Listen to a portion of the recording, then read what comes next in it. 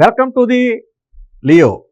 నిన్నటి వరకు లిక్కర్ స్కామ్కు సంబంధించిన ముడుపులు దాయటానికి హైదరాబాదు తాడేపల్లి దగ్గర మాత్రమే డెన్లు ఏర్పాటు చేశారు అని మనం అనుకున్నాం.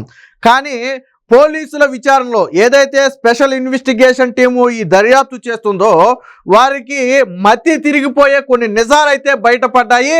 అవి ఇప్పుడు తాజాగా వెలుగులోకి రావడంతో ఒక్కసారిగా అందరూ అవాక్కయ్యారు. ఈ డెన్లు కేవలం ఆంధ్రప్రదేశ్ తెలంగాణలోనే కాదు, దీని అసలు డెన్ ఎక్కడుందయ్యా అంటే దుబాయ్లో ఉంది. ఇప్పటి వరకు సిట్ అధికారులకు దీనికి సంబంధించిన డేటా ఎక్కడా దొరకల.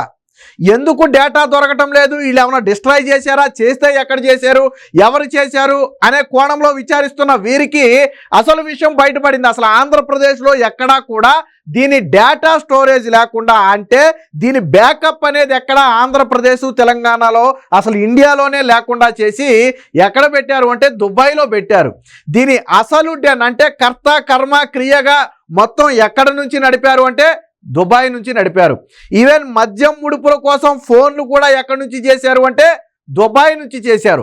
కేవలం ఇక్కడ నుంచి కమ్యూనికేషన్ మాత్రమే చేసేవాళ్ళు. అంటే ఫలానా వ్యక్తికి ఇన్ని కేసులు, ఫలానా వ్యక్తి ఇన్ని కేసులు అమ్మాడు, ఆ వ్యక్తికి ప్రభుత్వం ఇంత సొమ్ము ఇచ్చింది, ఫలానా వ్యక్తి ఇంత అమ్మాడు, ఆ వ్యక్తికి ఇంత సొమ్ము ఇచ్చింది అని కేవలం ఈ లెక్కలను దుబాయ్లో ఉన్న ఒక వ్యక్తికి పంపితే ఆ వ్యక్తి మొత్తం లెక్క కట్టేవాడు. అంటే ఫర్ ఎగ్జాంపుల్ గవర్నమెంట్ ఒక 20 కోట్ల రూపాయలు చెల్లించింది ఏదో ఒక ఏ అనే ఒక బీరుకో లేకపోతే ఇంకో దానికో 20 కోట్ల రూపాయలు అంటే అందులో వీళ్ళకి రావాల్సిన కమిషన్ 4 కోట్లు 5 కోట్లు లెక్క కట్టి వాళ్ళకి అక్కడ నుంచే ఫోన్ చేసి ఇదిగో మీకు గవర్నమెంట్ నుంచి ఎంత వచ్చింది, ఇందులో మాకు రావాల్సిన వాటా ఎంత ఉంది, ఈ వాటాను పలానా మనుషులు మీ దగ్గరికి వచ్చి పలానా చోట కలెక్ట్ చేసుకుంటారని చెప్పి దుబాయ్ నుంచి ఫోన్ చేసి చెబితే వారి ఆదేశాల మేరకు ఇక్కడ నుంచి కొంతమంది వ్యక్తులు వెళితే వాళ్ళకి వాటిని హ్యాండ్ ఓవర్ చేసేవాళ్ళు. అవి ఆంధ్రప్రదేశ్లో ఉన్న డెన్ల దగ్గర జరిగాయి. అంటే దీని బ్యాకప్ స్టోరేజ్ మొత్తం ఎక్కడ ఉండేది? దుబాయ్లో ఉండేది. స్టిల్ ఈ రోజుకి ఆంధ్రప్రదేశ్లో ఎక్కడా కూడా ఈ అవినీతి సొమ్ముకు సంబంధించి, అంటే ఈ లిక్కర్ స్కామ్లో వసూళ్లకు సంబంధించి ఆంధ్రప్రదేశ్లో ఎక్కడా కూడా డేటా లేదు, ఎక్కడా సిస్టమ్ వాడలేదు. కేవలం ఐఫోన్ మొబైల్లను మాత్రమే వాడారు. ఆంధ్రప్రదేశ్లో ఎంత చాకచక్యంగా దీన్ని ట్రై చేశారో చూడండి. ఈవెన్ ఇందులో విజయసాయి రెడ్డి అనుచరుల పాత్ర కూడా ఉందని చెప్పి ఇప్పుడు తాజాగా బయటపడుతున్న విషయం. మనం చెప్పాడు కదా ఆయన, అసలు నాకు సంబంధమే లేదని. బట్ విజయసాయి రెడ్డి అనుచరుల వ్యవహారం దగ్గర మొదలుపెట్టి మనం మాట్లాడుకున్నాం. అవుట్ సోర్సింగ్లో పనిచేసే ఒక మహిళను స్పెషల్ జీవో ఇచ్చి తీసుకెళ్లి పైన కూర్చోబెట్టారని చెప్పి మనం మాట్లాడుకున్నాం. ఎందుకు కూర్చోబెట్టారు అంటే ఇక్కడ ఎవరెవరికి గవర్నమెంట్ ఎంతెంత ముడుపులు ఇచ్చింది, ఎవరెవరు ఎన్నెన్ని కేసులు మధ్యంలో పెట్టారు అనే వివరాలను దుబాయ్కి పంపేది. వాట్సాప్ ద్వారా దుబాయ్కి పంపితే అక్కడ ఆ వ్యక్తి వాటిని క్యాలిక్యులేట్ చేసి సంబంధిత వ్యక్తులకు ఫోన్ చేసి డబ్బులు వసూలుకి పురమాయించేవాడు. సో అంటే ఇదంతా ఒక సిస్టమేటిక్ ప్రకారం జరిగింది. అయితే ఇందులో కొంతమంది పేర్లు మార్చుకుని మాట్లాడారు, కొంతమంది ఒరిజినల్ నేమ్తో కూడా మాట్లాడుండొచ్చు. అయితే ఈ కురేషి అనే ఒక పేరు, ఇంకొక 2-3 పేర్లు అంటే మన విచారణలో చెప్పిన పేర్లు. బట్ వాస్తవానికి ఆ పేరుతో ఎవరైనా ఉన్నారా అనేది పోలీసులు ఇప్పుడు విచారణ చేస్తున్నారు. దీనికి సంబంధించిన ఆధారాలతో సంబంధించిన ఒక వార్త అయితే వచ్చింది, ఒకసారి చూద్దాం.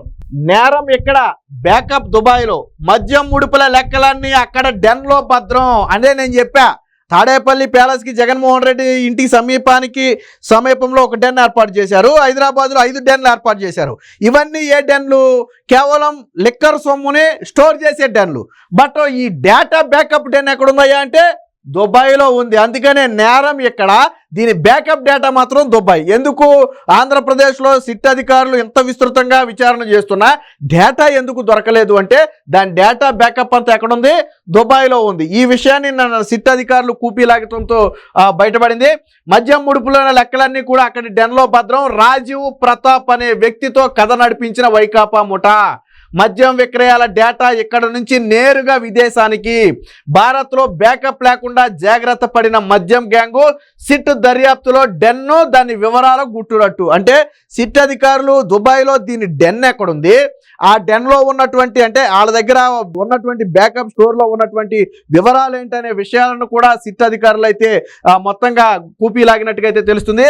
మద్యం కుంభకోణం ద్వారా వేల కోట్ల రూపాయలు కొల్లగొట్టిన వైకాపా ముఠా తాము చేసిన నేరం ఆనవాళ్లు చిక్కకుండా అనేక ఎత్తుగడలు వేసింది. ఏ డిస్టిలరీలకు ఎంతెంత మద్యం సరఫరా చేశారు, ఆర్డర్లు దక్కాయి, వాటి నుంచి ఎంత మేర ముడుపులు వసూలు చేయాలి తదితర వివరాలన్నీ లెక్క కట్టేందుకు దుబాయ్ కేంద్రంగా ఒక డెన్ నడిపించింది. ఈ వివరాలు బ్యాకప్ మొత్తం కూడా అక్కడ మినహా ఇంకెక్కడా లేకుండా జాగ్రత్త తీసుకుంది. ఒకవేళ దీనిపై దర్యాప్తు జరిగిన ఆ లెక్కలేవి చిక్కకుండా ఉంటాయనే ఇలాంటి ఎత్తుగడ వేసినట్టుగా అయితే గుర్తించారు. ఈ దుబాయ్ డెన్ నిర్వాహకుడు ఎవరయ్యా అంటే రాజీవ్ ప్రతాప్ అనే ఒక వ్యక్తి.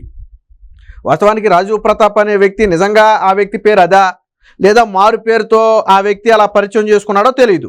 సో రాజీవ్ ప్రతాప్ అనే ఒక వ్యక్తి అయితే దుబాయ్లో డెన్కి ఇన్ఛార్జ్గా నియమించారు. ఇతడు రాజ్ కసిరెడ్డి అనుచరుడైన తూకేకుల ఈశ్వర్ కిరణ్ కుమార్ రెడ్డితో కలిసి ఐఐటి ఖరగ్పూర్లో చదువుకున్నటువంటి వ్యక్తి. అంటే రాజ్ కసిరెడ్డికి స్నేహితుడైనటువంటి ఒక స్నేహితుడికి స్నేహితుడు ఈ వ్యక్తి. దుబాయ్ ఐఐటి ఖరగ్పూర్లో మంచి ఉన్నత విద్య చదువుకున్నవాడు, బాగా బహుశా నమ్మకస్తుడై ఉంటాడు. సో అందుకనే ఈ డేటా బ్యాకప్ మొత్తానికి కూడా అతన్ని ఎక్కడ ఇన్ఛార్జ్గా చేశారు. సో ఈ సిటీ దర్యాప్తులో దుబాయ్ డెన్ను దాన్ని నడిపించిన తీరు మొత్తం కూడా బయటపడింది. సో ఎస్బిసిఎల్ నుంచి సైఫ్ అతని నుంచి దుబాయ్ డెన్కు మాజీ వైసీపీ నేత ఎంపీ విజయసాయి రెడ్డి సిఫారసుల మేరకు ఏపీ బెవరేజెస్ కార్పొరేషన్లోని ఎంఎస్ సెక్షన్ డేటాలో ఎంట్రీ ఆపరేటర్గా ఉన్నటువంటి ఒక మహిళ, మనం మాట్లాడుకున్న ఆ మహిళ గురించి కూడా చూద్దాం ఒకసారి. అనూష అనే ఒక మహిళ ఉండేది. ఆ మహిళ ఏం చేసేదంటే ఈ మద్యం విక్రయాల డేటా మొత్తాన్ని కూడా కసిరెడ్డి ముఠా సభ్యుడైనటువంటి సైఫ్ అహ్మద్కు సిగ్నల్, టెలిగ్రాము, వాట్సాప్ ద్వారా పంపేది. అతడు ఈ సమాచారాన్ని దుబాయ్లోని డెన్ నిర్వాహకుడైన రాజీవ్ ప్రతాప్కి పంపేవాడు. వాస్తవానికి విషయం ఏంటంటే స్టెప్ 1లో ఈ అనూష అనే ఇప్పుడు ఎవరైతే ఈ అనూష అనే పేరు గల మహిళ ఉందో ఈవిడ ఆ కార్పొరేషన్లో పనిచేసే అవుట్ సోర్సింగ్ ఎంప్లాయ్. ఈ అవుట్ సోర్సింగ్ ఎంప్లాయీని తీసుకెళ్లి కొంచెం పై పొజిషన్లో కావాలని స్పెషల్ జీవో ఇచ్చి కూర్చోబెట్టారు. నిన్న మనం మాట్లాడుకున్నాం వీడియోలో ఎందుకు ఈ మహిళను పైకి తీసుకెళ్లి కూర్చోబెట్టారని. సో కూర్చోబెట్టింది ఎందుకయ్యా అంటే ఈ గవర్నమెంట్లో జరిగిన మద్యం విక్రయాలకు సంబంధించిన డేటా మొత్తాన్ని కూడా ఒక వ్యక్తికి పంపేది. ఆ వ్యక్తి పేరే ఏంటది? సైఫ్ అహ్మద్. సైఫ్ అహ్మద్ అనే ఒక వ్యక్తికి అనూష పంపితే సైఫ్ అహ్మద్ ఏం చేసేవాడు? దుబాయ్ డెన్కు పంపేవాడు, రాజీవ్ ప్రతాప్కి పంపేవాడు. రాజీవ్ ప్రతాప్కి పంపితే ఏం జరిగేది? సెకండ్ స్టెప్లో ఏం చేసేవాళ్ళు? ఏ కంపెనీలు ఎంత మేరకు మద్యం ఆర్డర్లు తగ్గాయి, దానికి ఏపీఎస్బిసిఎల్ వారికి ఎంత సొమ్ము చెల్లించింది తదితర అంశాలు విశ్లేషించి వారి నుంచి ముడుపులుగా రావాల్సిన మొత్తాన్ని కూడా వసూలు చేయడానికి రాజీవ్ ప్రతాప్ అక్కడ లెక్క కట్టేవాడు. ఈ బ్యాకప్ అంతా దుబాయ్ డెన్లోని సిస్టంలోనే ఉండేది. అంటే ఫర్ ఎగ్జాంపుల్ అనూష అనే వ్యక్తి ఏ అనే బ్రాండ్కి అనే బ్రాండ్లు ఒక 100 కేసులు అమ్మారు, ఆడకు ₹1 కోటి ప్రభుత్వం చెల్లించింది అనే వివరాలు పంపితే దాన్ని సైఫ్ అహ్మద్ ఏం చేసేవాడు? రాజీవ్ ప్రతాప్కి పంపితే రాజీవ్ ప్రతాప్ లెక్క కట్టేవాడు. అంటే పర్సంటేజ్ లెక్క కట్టి ₹1 వాళ్ళకి రావాల్సిన ముడుపులు ఎంత?